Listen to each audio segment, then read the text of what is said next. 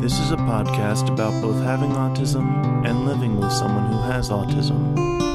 My mom is Sonya, and I'm Josh, and this is Josh Has Autism.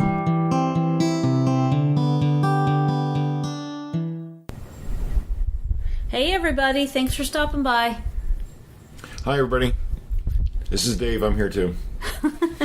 Yeah, it's a two. Dave and I are going to start this one out, and then Josh is going to join us in a little bit. So what happened is last week the podcast was about dating, and Josh did a lot of talking and a lot of expressing himself, which is awesome. The part of it that was difficult was that it seemed like there was a lot of what he was saying that wasn't, I don't know how else to say this, just doesn't seem like it was the reality of the time.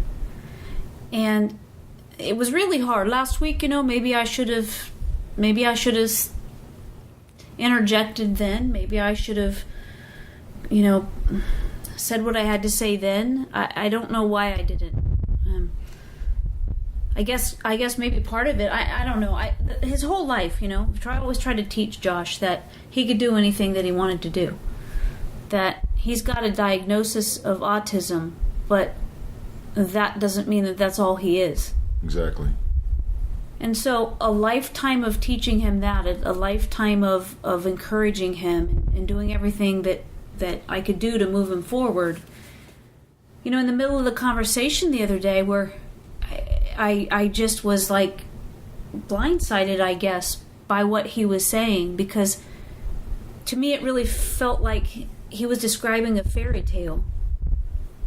Like that relationship that he had before was a wonderful and positive experience. And yet, when you really talk to him, that's not the way that it is. And I know it wasn't the way for us, Dave. No. It in its own way, it was a fairy tale, but kind of not how it was described. maybe a fairy tale in his mind. Yes. So it was unrealistic. There was a lot of things in it that we understand that where his points where he was coming from last week, they were what was in his mind, but the reality of what was in our minds and what we saw, and not just us, not just you and I, but the extended family. Yes, it was different. Right. It was not only different. When this relationship happened, it was surprising and shocking, but it was disheartening. And what he mentioned last week, that he flew out to see this person, and that began a very difficult time for the family, because we saw what was happening. It seemed like he kind of stopped. He got this in his head, that this is a relationship, that he's engaged, and this is going to work, and this is all that he could see. And any time that any bit of reality entered the picture, he would get mad. Or stubborn. Yeah. Well, and he would say that, he was rigid in his way of thinking. I don't remember if I said this last week, but Josh was 19, and at 19 a person is legally an adult. So what happened is he met this person, and since I've already this whole life told him he could do anything that he wanted to, he could make anything happen.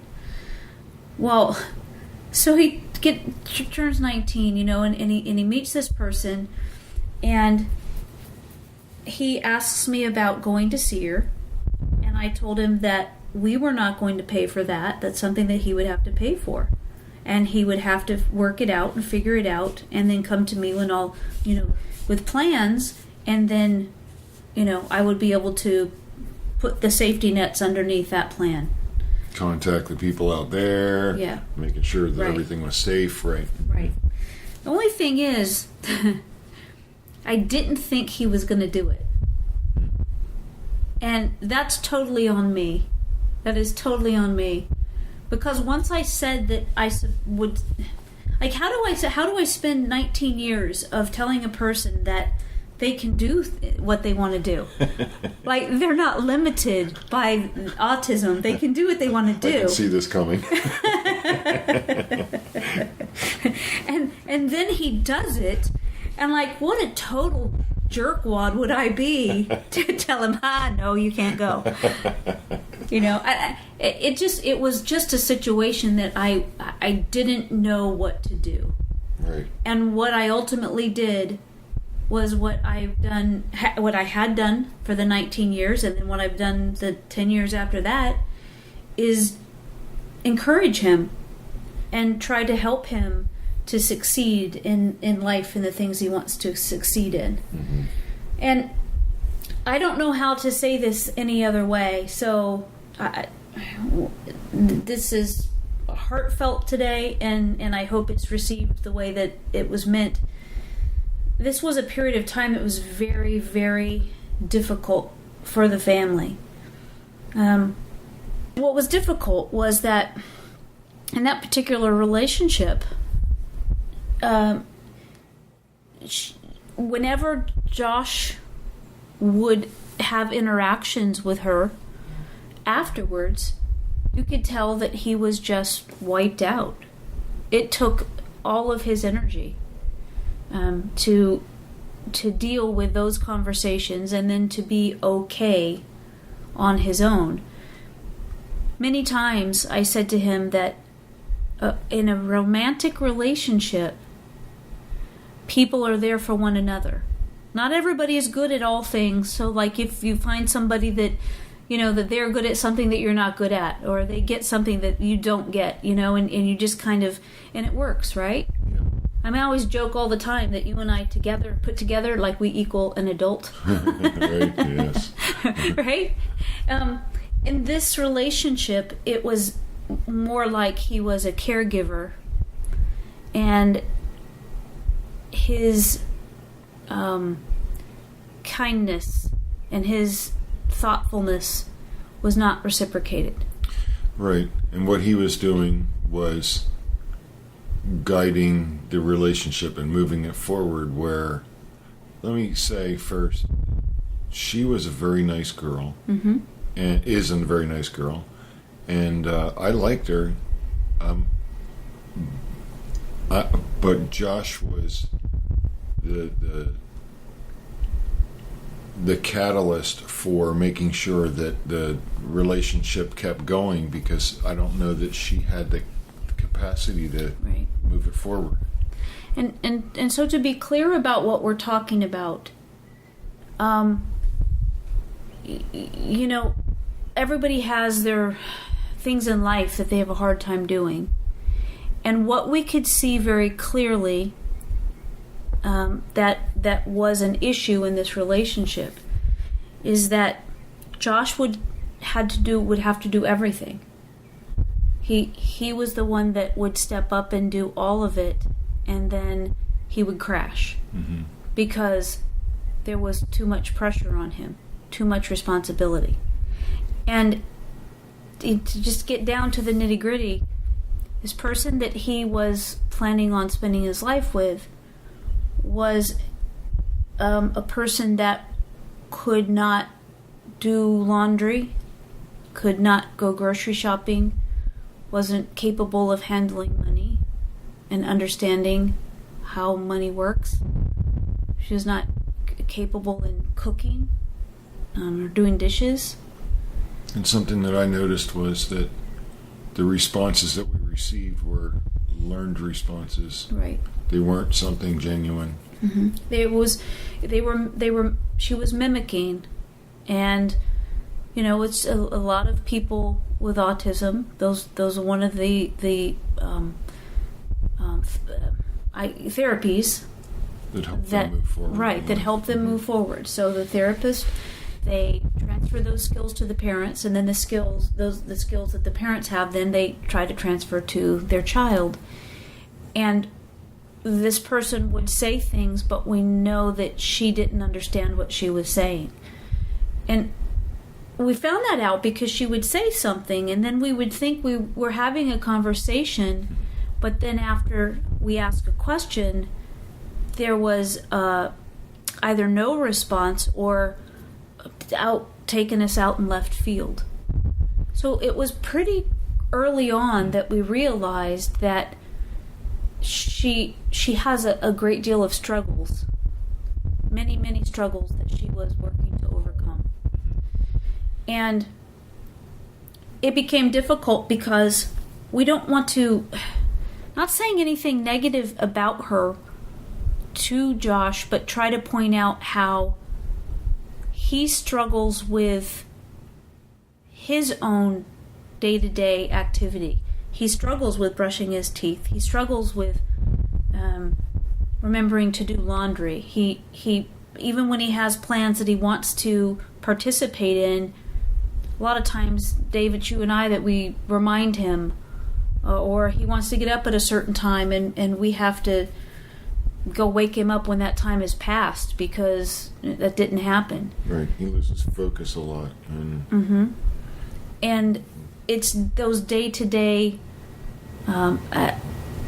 responsibilities and activities that, Josh has worked very, very hard to be able to function at a level where he can do those things on his own.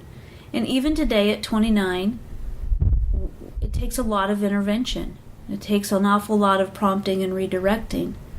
And so when he was involved with this person, we could see, okay, she lived across the country. So the amount of time that they were actually with one another was, you could count on one hand.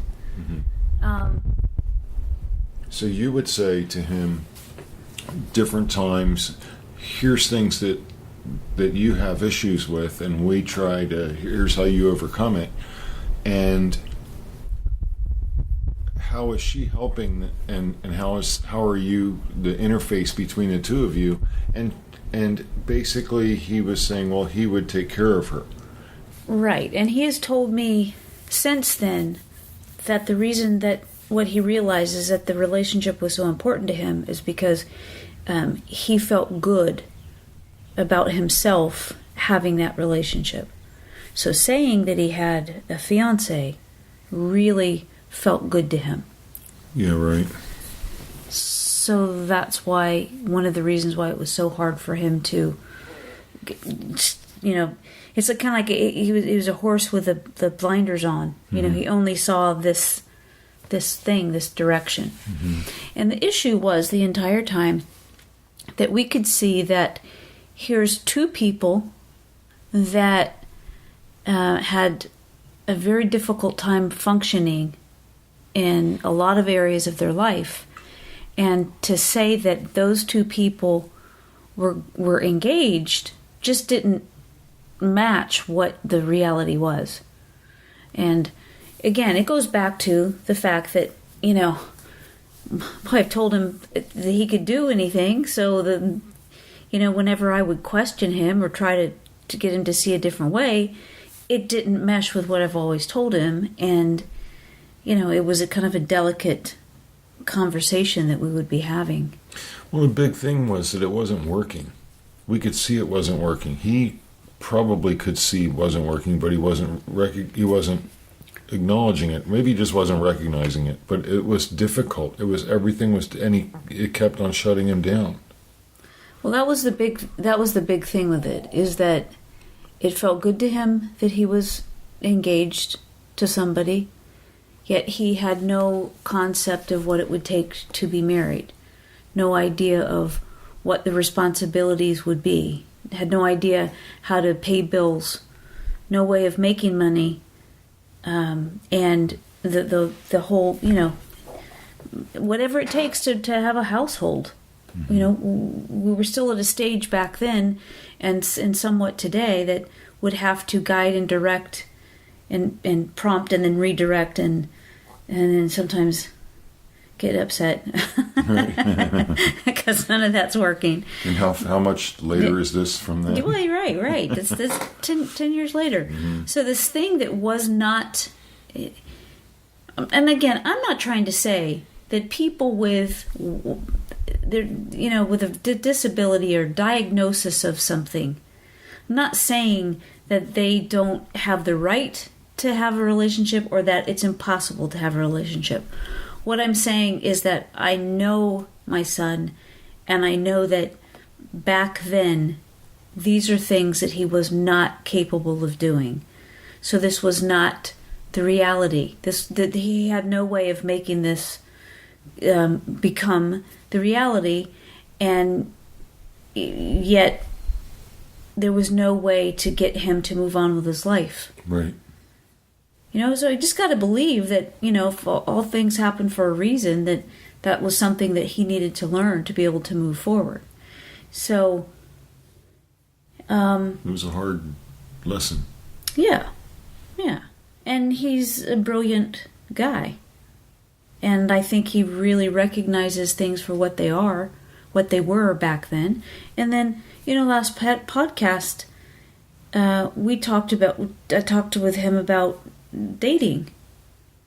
And that there's somebody finally, so this would be 7 years later, 7.5 years later, that he's actually interested in, spending time with and dating.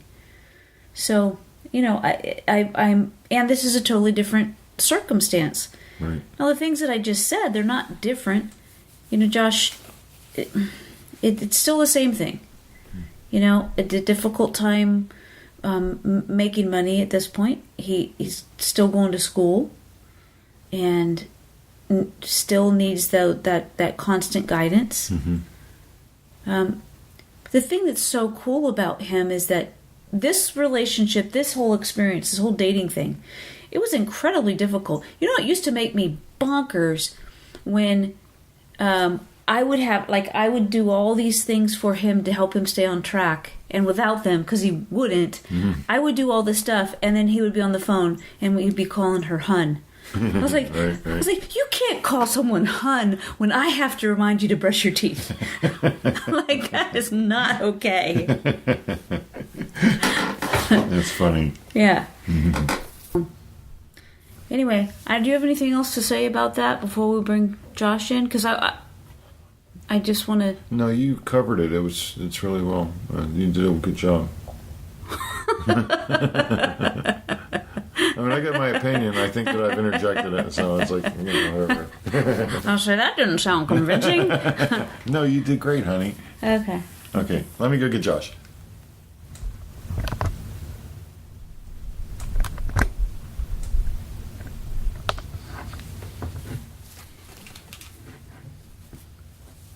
Okay. So, Josh, thanks for coming in. Yeah. Yeah, Dad and I were talking about you. Oh, well. Yeah. Yep. So what we were talking about is that, and why we're talking about dating again, is because I feel like the one that we did last week, that I don't feel like I expressed how concerned I was about that particular relationship that you were talking about. Mm-hmm. And we probably just took up way too much time talking about that relationship. And it's really not what I meant to do. And I guess it's probably a sign that I'm still struggling with my part in that whole thing. Mm-hmm. It was, about what should I have done? What shouldn't I have done? What could I have done better? What, that whole thing. And the bottom line was that we're talking about dating this week as well as we did last week, because I just feel like there were things that we didn't include. Okay. The thing that I really want to get to with you, because I know that you and I have talked about this a lot. We've talked about it often in therapy. So I would like for you to explain. Well, last week you did a wonderful job of talking about how you felt about the relationship. When we got done doing the podcast, I asked you some questions about it, and you said that, you really didn't mean for it to sound kind of like a fairy tale, because there's more to it than that. That you felt more than that you didn't bring up. Yes.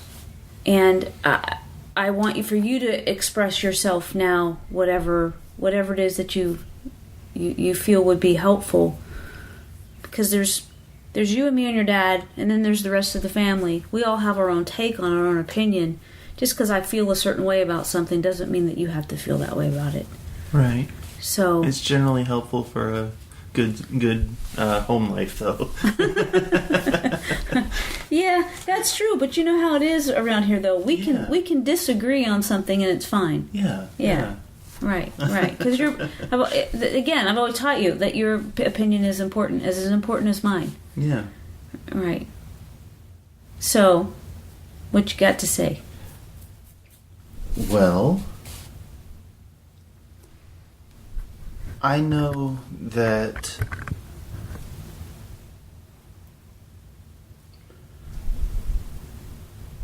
one thing I'd like to clarify is that I, at the time, felt like I did when I explained myself last week. Okay. That's what I felt at the time. Okay. Not last week is what I felt, but I mean... When you were 19? Yes, when I was in that relationship. That's what I was feeling. Okay. And now that I've had time to look back at it all and understand everything that was going on,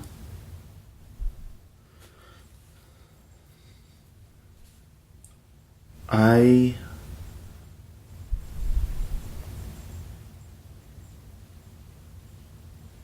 was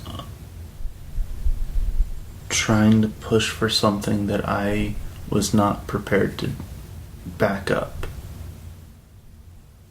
Right. Okay. I mean, it's so much easier if you just ask me questions than I answer them. Okay. Yeah, we can do it that way.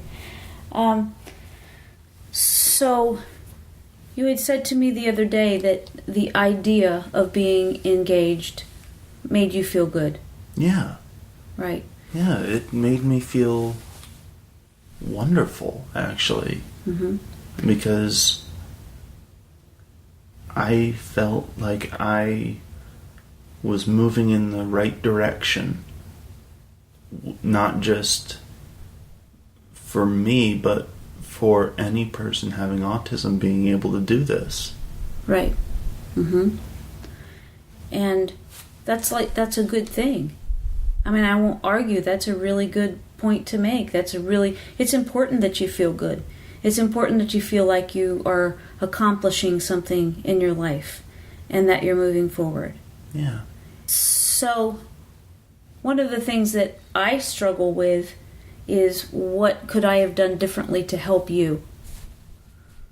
So I can't go back and do something different to help you. If there's any parents out there that their adult with autism is starting to date, how can they be helpful? Well, part of it, I think, is you have to be willing to let them make mistakes at times. Yeah, you're right. And nobody wants to do that to their kids. I understand that. Right. But with myself and with people with autism, we sometimes we think things are a certain way. And in reality, they aren't. Right. Like, I mean,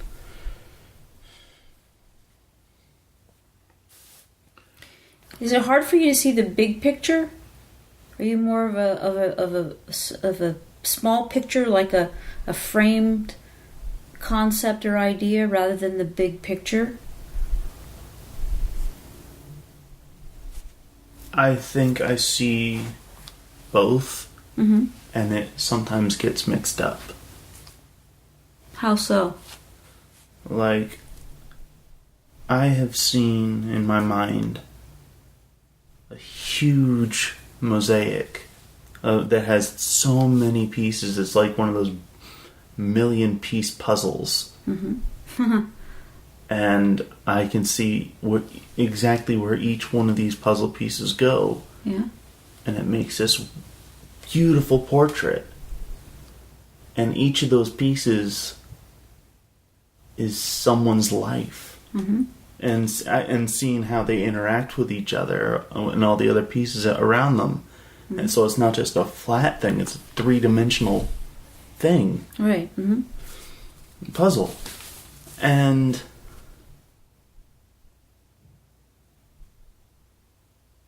a saying that I've heard recently somewhat applies to it is seeing the forest, not the trees, I think was the saying. Right. Or seeing the forest for the trees. I don't remember which way it said, but sometimes I see the big picture, and sometimes I see the minuscule picture, where I'm hyper-focused on something. Right. And sometimes that hyper-focus viewpoint makes it a whole heck of a lot harder to sometimes it makes it more difficult to interact with the big picture. Right, I got it. Because I'm focusing on the small stuff, I'm forgetting where things are going in the big picture. Right, yeah, I understand that. Yeah. And honestly, vice versa can happen too. Right. Where I'm so focused on the big picture that I lose sight of the small things. Which admittedly for me doesn't happen a lot. It's more often the other way.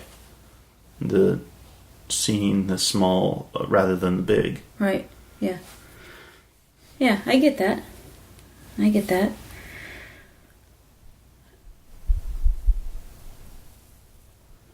I know that whenever it comes to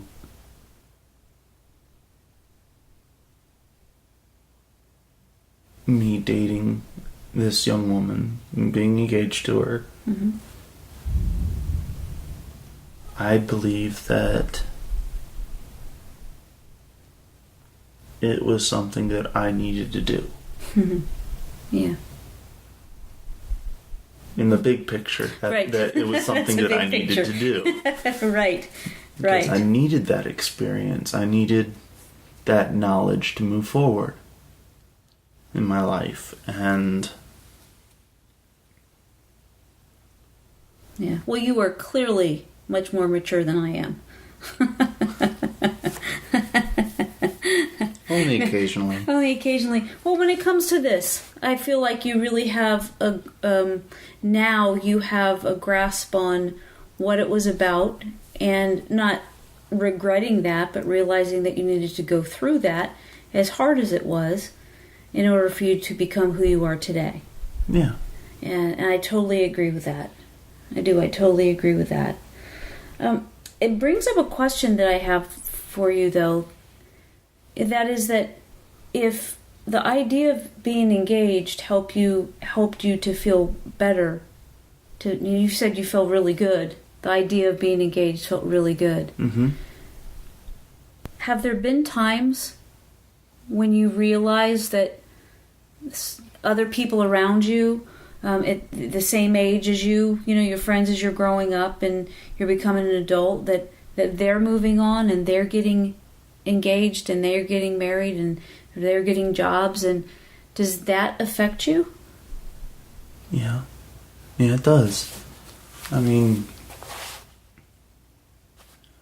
I've had friends that have autism, that have successful jobs, that have degrees, and are living their lives absolutely successfully.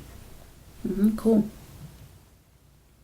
And that's a little bit intimidating. Hmm. And sometimes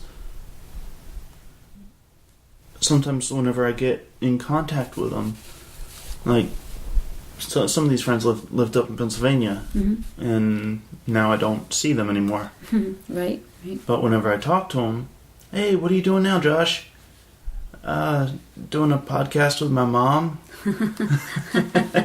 There's nothing wrong with that. But I'm mom.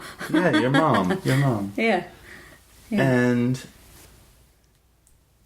it's not the same as being able to say, oh, I have a job that I'm successful at, and I have my own house, Mm-hmm. and this, that, and the other. Right. And it's somewhat depressing. And I know I shouldn't.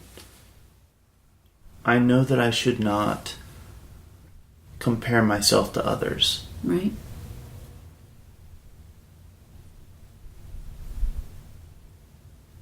But it's difficult not to at times. Yeah. Because you want more for yourself. Yes. Right. And that includes having someone in your life? Yeah. Right. Okay, I got it. And one of the big things about being engaged like I was, Mm-hmm. I had made a commitment. Mm-hmm. I had made a promise, so to speak. Mm-hmm. And I don't like going back on my word. And that is something that has been instilled in me from when I was little. Mm-hmm. Right. And so whenever it finally didn't work, or at least I saw that it didn't work, Mm-hmm. Yeah. it was very, very hard on me. Yeah. To break it off. Mm-hmm. And I mean, it literally took me minimum a year and a half to be able to function again. Right. You when that happened, you did go into a pretty severe depression. Yeah. And quit taking medication and had a very, very hard time functioning. Yeah. And then you started coming around. And what I mean by that is not that you can just, okay, I'm I'm fine now. No, because What I mean is that I still have those bouts of depression right. and lethargy. Mm-hmm. That's how you say it, right? That's one way to say it. Well, yeah, I was starting to say it a different way, and then I... That's how it came out. Yeah. Yeah, that's good enough. So for you, you're saying that you're glad that you had this relationship as hard as it was. Yes. And I think that you're saying that because you see things in a certain way, because you made this promise that you stayed with it for so long because that had become what it was. And it was hard to change that mindset, hard to change or transition into to not being engaged, Right. since that meant so much to you. Right. And another part of it, I don't think I've mentioned this to you before, but there were many times throughout the time I was engaged to her that I felt like I had had enough. Mm. But I didn't want to let that go. Okay. Okay. You know,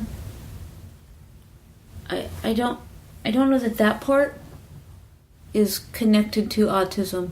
No, that's just me. Well, I think that it's people.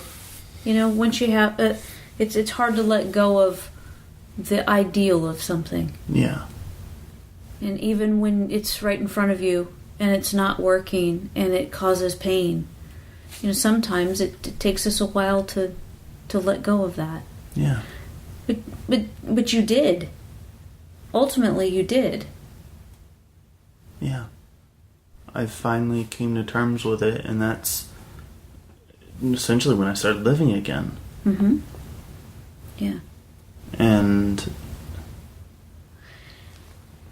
you know, we focused a lot last week and this week. We focused a lot on that relationship. mm-hmm. And I think that the reason that there was so much focus and time spent on that was because it was a big chunk of your life.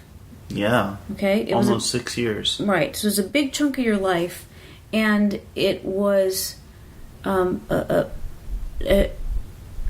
like you say, it was something that you needed to go through to be who you are today. But it was something that I think it's important because it was such a big part of your life, but also because it seems like that rigid way of thinking was kind of dictating how this was going to go. Yeah, I can see that. Yeah. Is there anything else that you want to say about that particular relationship or experience or emotions? Well, I can say this. While I don't speak to her a lot anymore, I still am in contact with her. Okay. We're still friendly towards each other. That's good. Good. So that's something. Yeah. Yeah. Yeah. That's a big deal. Yeah. Yeah, good for you. Yeah. So, last week, we had mentioned that you were on a non-date. A date that was a non-date. A date that wasn't a date on a date, yeah. Okay. And you liked how that went? Yeah. And how are things going since then? I'm dating. You're dating? Yeah. So it's not a non-date anymore? Nope. It's an actual date? Yeah. Well, good for you. Yeah. I'm happy for you. Yeah. We got together. I grilled some hamburgers, and then we went swimming, and then we sat down and talked for a bit, and it came up, and she was like, "Are we dating, or are we not dating, or are we just friends, or what?" Uh-huh. And I said, "Well, if you want," I said, "If my understanding is correct, we are dating." Mm-hmm. Because you don't have to be boyfriend and girlfriend to be dating just yet. Right, you don't have to be a boyfriend and girlfriend to be dating. You can be Yes. dating and not be boyfriend and girlfriend. Right. Right. Right. And because, I mean, we're still working out how we feel about each other. Right. All right. Yeah. All right. Good for you. Hmm. Good for you. You know, one of the things that came up with when Dad and I are having a conversation about this is that you're a pretty good cook. Yeah. And what's interesting, do you know how we've talked before about how you can, in the middle of doing something, if you get distracted, then you lose focus and you don't follow through on that thing? Mm-hmm. One thing that Dad mentioned to me, and he's totally right about this, is that when you cook, it's never been an issue where you leave the stove on or you leave the oven on. So it's interesting because when you cook, you're totally focused about that. All the way around, except doing the dishes after. But everything about that meal, you're on the ball. You've got it together, and that includes turning the oven and the stove off when you're done. Yeah. So that's pretty cool. Didn't you leave it on like a few weeks ago? Yeah. Yeah, I did. I did. Yep. Yep. Fortunately, it was not too long, and we were just right here, so yeah, so it got turned off. But yeah, so you're doing better at that than I am. Right. So I think that we talked about, since the subject is dating, a lot of people on the autism spectrum. Yes. Do you know a lot of those people that are dating? No. Not many of them are dating? Not many, no. Yeah. So it's a struggle. Some of them want to, I believe. Mm-hmm. Is it a struggle, or is it something that, for the most part, you, and maybe from talking to your friends, you have this understanding? That maybe you don't think about it, or it's difficult, or how does autism play a role when it comes to dating? What I've gathered is that most people with autism that are not dating, it's not because lack of trying. Mm-hmm. It's because lack of ability to express themselves properly. Okay. Lack of vocabulary. Mm-hmm. It's that they don't know how to react spur of the moment. Mm-hmm. Yeah, because it has to be planned out. Yes. Because change and transition are something that can be very overwhelming. Yeah. Right. Which is why usually after a date, it can take a full day or two to recover from. And I'm not saying recover is a bad thing. Right. I'm saying that it's very stressful because we want to make it right the first time and make a very good impression. Mm-hmm. And it's fairly difficult. Right? Yeah. And so it's just difficult in several different ways that most people don't normally have. Mm-hmm. Because, we're socially awkward. We're not going to get a lot of social cues that we understand. We're not going to get some jokes. Mm-hmm. Sure. Let alone something like sarcasm most of the time. Right. Yeah. Especially if it's said with a straight face. Mm-hmm. And those can really hinder someone on a date if they don't understand things like that. Well, and I would think, too, that we've talked on previous podcasts that when you are in a group of friends or on one-on-one with friends, that it can be very daunting and exhausting, and that you need to remove yourself sometimes. Yeah. And it seems to me that it could potentially be very even more overwhelming when you're on a date, because it's harder to remove yourself from that situation. Right. Because that brings up a whole nother set of issues on particular date. Well, I don't know if I mentioned this in a different podcast or not, but I tried with this young woman I was engaged to. Mm-hmm. I took her on a date, and she didn't know where we were going. And I surprised her by going out and taking her to Hershey Park. Mm-hmm. The park itself? With all the rides and everything? Yeah, yeah.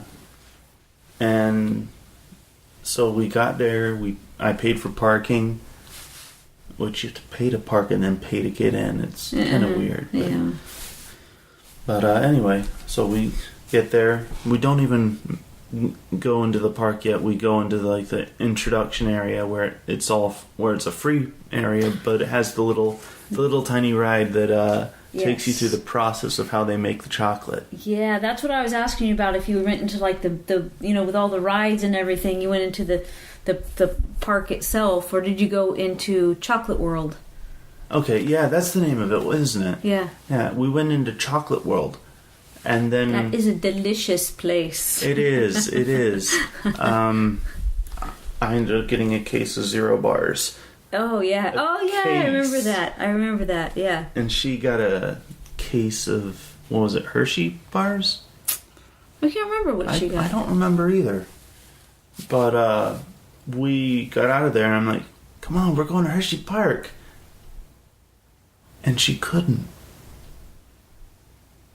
Mm-hmm. Because I had sprung this on her, and she was so overwhelmed. Mm-hmm. I don't know if this was mentioned or not, but she had autism as well. Yeah. Yep. And so that right. So and that speaks to that she needed things to be planned. She needed to have an idea of what was going to happen before it actually happened. Yes, and I did not take that into consideration at the time. Right. I thought it would be such a wonderful surprise, and she loved chocolate, and yeah.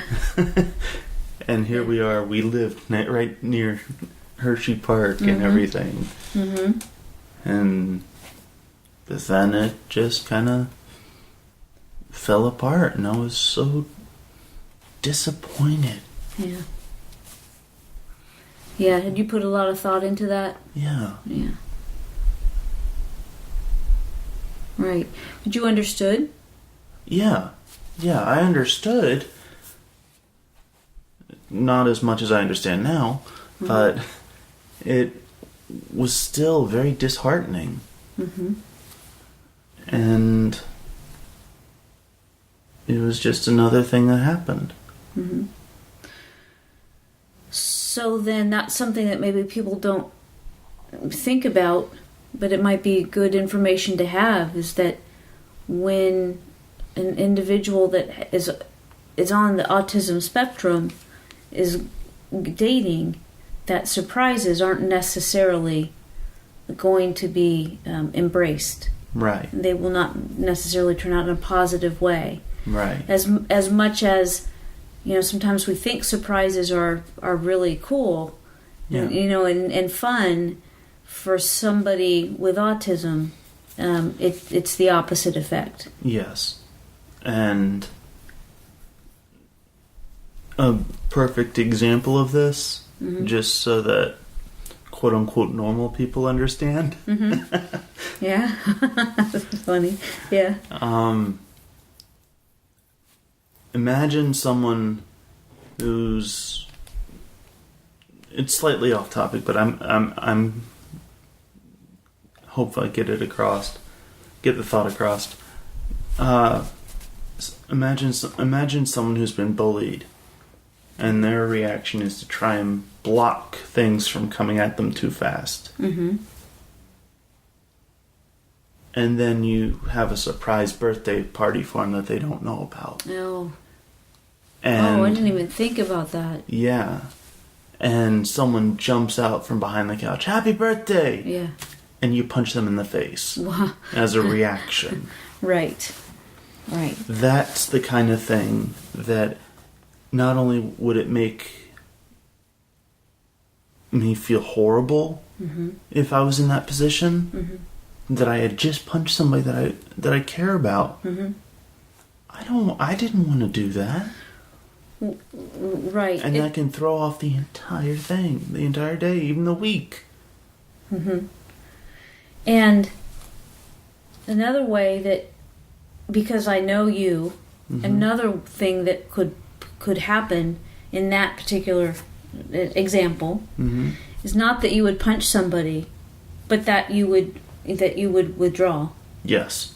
That's more like what you would do. Yes. And if in that example again, if you withdrew like that, not only could you not enjoy that party, but like you just said, it would take a couple of days to recover. Yeah. Yeah. Because you feel that in your body. Yeah. It's not just something you think about. It's something that you feel in your whole body. Right. And it's like a constriction. Whenever something like that happens, it's like a constriction all around my body that makes it so that I can't move. And then, that I won't move properly. Right. And then you're totally wiped out. Yeah.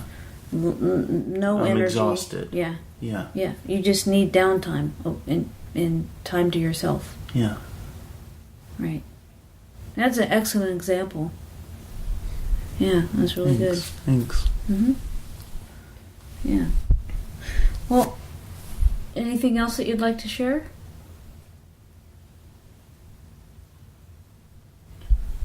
For those with autism,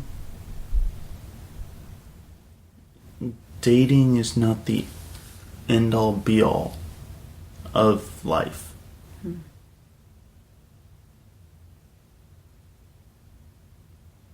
So just try and keep that in mind.